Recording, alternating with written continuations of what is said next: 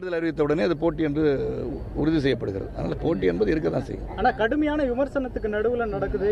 கடுமையான பொய்யான தகவல்களை வச்சிருக்காங்க. நாங்கள் அவங்க விமர்சனமே பண்ணலையே. அவங்க கேட்ட கேள்வி அனைத்துக்குமே ஆதாரப்பூர்வமாக பதில் சொல்லியிருக்கின்றோம்.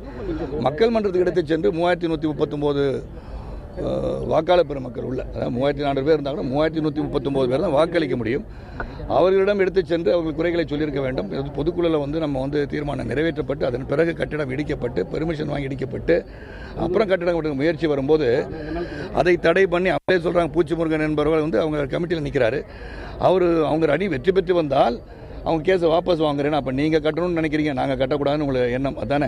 அப்போ எண்ணங்கள் சிறப்பாக இல்லை. எங்களை பொறுத்த குற்றச்சாட்டுகள் முறைகேடுகள் சொன்னாங்க. ஏதாவது ஒரு ஆதாரம் கொடுத்துருக்கிறார்களா? சிந்தித்து பார்க்க வேண்டும். அதனால 12 ரூபாய் கட்டலன்னு சொல்லி சங்கத்திலிருந்து நீக்கப்பட்டது சட்ட விதிமுறைகள் ஒன்று இருக்கிறது இல்லையா? அந்த உறுப்பினருக்கான பதிவு செய்யும் போது அவங்க உறுப்பினர் வருடா சந்தா கட்டணும் இருக்கு. அந்த சந்தா நீங்க கட்ட தவறுனால் அது தவறு என்று சொல்ல முடியும். வெற்றி பெறும் பட்சத்தில் நீங்க கொண்டு வரக்கூடிய மாற்றங்கள் என்னவா இருக்கும்? பல மாற்றங்கள் ஏற்கனவே செஞ்சிருக்கோம். அது பிரஸ் இப்பதான் அந்த மாற்றத்தெல்லாம் பாக்குறீங்க, இப்பதானே கேட்கறீங்க. படிப்படியாக அந்த மாற்றங்கள் அனைத்தும் உங்களுக்கு தெரியும்.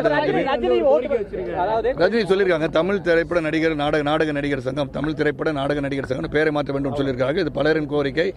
அன்பு அண்ணன் பாரதிராஜா அவர்கள் இந்த கருத்தை பதிவு செய்திருக்கார்கள். செல்வமணி அனைத்தும் பதிவு செய்திருக்கிறார்கள். தென்னிந்திய நடிகர் சங்கம் ஜாதி மத மொழிபேதமற்ற ஒரு குடும்பமாக பயணித்துக் கொண்டிருக்கிறது. ஆக அவர்கள் கருத்துக்கெல்லாம் மனதில் கொண்டு அதை எப்படி செயலாற்ற முடியும் என்று சிந்தித்து பார்ப்போம்.